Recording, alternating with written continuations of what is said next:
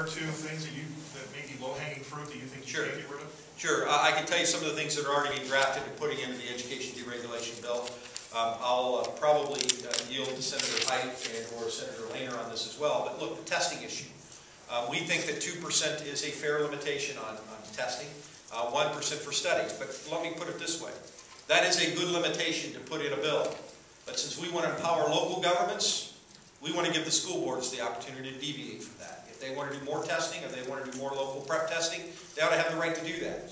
But that's something that ought to be done on a local level. So we talk about deregulation, that's just one area. Other areas, when you talk about all of the things we require to do for teaching licensure, particularly for high-performing schools, why are we telling school districts that seem to have it right that you have to put a square peg in a round hole if you don't have a square peg? Let's make sure we allow them to use the staff they do that seem to be getting the job done regardless of any specific piece of paper or certification. Part of that bill is probably going to include discussion on alternative certification enhancements as well, so that we allow local school districts to make those decisions about their staff and who's doing high performance. Senator Lehner? You know, this bill is going to be carried by Senator Hite, and I think Senator Hite. You trust me to kill me from the microphone? You have 15 seconds. I would just say that the President has said just about everything I could possibly add to it. It's a chance to look at high-performing schools and give them a little bit of relief. And I think that's a great concept, and there's a lot yet to be worked on, but I think you've covered just about everything else, but that's part of it as well. I'm going to throw a challenge out to our school superintendents. You know, for years you've been asking us for more local control, to get rid of the things that are unnecessary. Share those ideas with Senator Hite. I know Senator Hite just met with our local school superintendents on Monday, and their list of things that they want relief from, things that don't make sense and cost money, is pretty long. And it's our intention to put those kind of things in there and let our local school boards control the operation of local schools, particularly those high-performing districts that seem to be getting the job done pretty well. Can I ask you about the drug prison legislation? How much would something like that cost, and why do you feel that that's necessary for the state? Look, I'm not going to take total ownership. This is a discussion I had with the Chief Justice. The courts are looking for opportunities to make sure they can help stop this revolving door, particularly in drug areas. I think the cost is already being borne.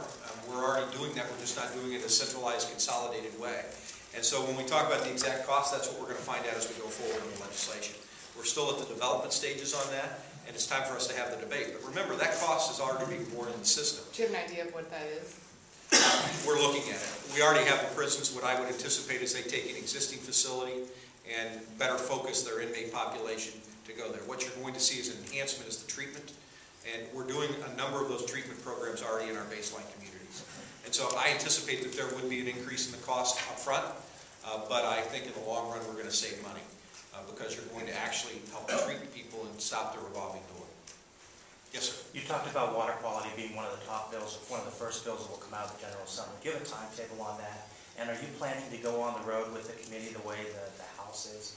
Senator Gardner. Thank you, Mr. President. I appreciate your leadership in allowing us to make that issue at the beginning of this session one of the Senate's top priorities. We will, I can say this, I'm not sure, not sure all what I'm supposed to say, but I've been told I can say this. Next week in the Ohio Senate, we will have 2 hearings on the Clean Water, Clean Lake Erie bill. And I've talked to Senator Peterson, who will be a joint sponsor, and his leadership and his involvement with agriculture has just been very important. And Senator Hite, who has chaired the committee and heard some of these issues last year, will also be a very key member, and others in our Senate. So I invite people to come to the Senate next Tuesday and Wednesday for these hearings. And I've talked to both of these leaders, and they believe that we will pass this legislation not this year, not this spring, but in the month of February. We believe that a large majority of this bill will be issues that have already been vetted across the state. We believe there are fundamental issues that need to be addressed, and we're ready to go. This will be basically House Bill 490 enhanced. It will be largely 490, but with some additional Senate provisions that we believe will even move the ball further toward a healthier Lake Erie and a healthier water climate. And the final thing I would say is we have engaged both the water treatment plant operators, charter boat captains, port authorities, agriculture, And at the end of the day, we must have a strong agriculture economy, and we must have a healthier Lake Erie. And there's no question and no excuses that we can't achieve both. And that's the goal of this legislation.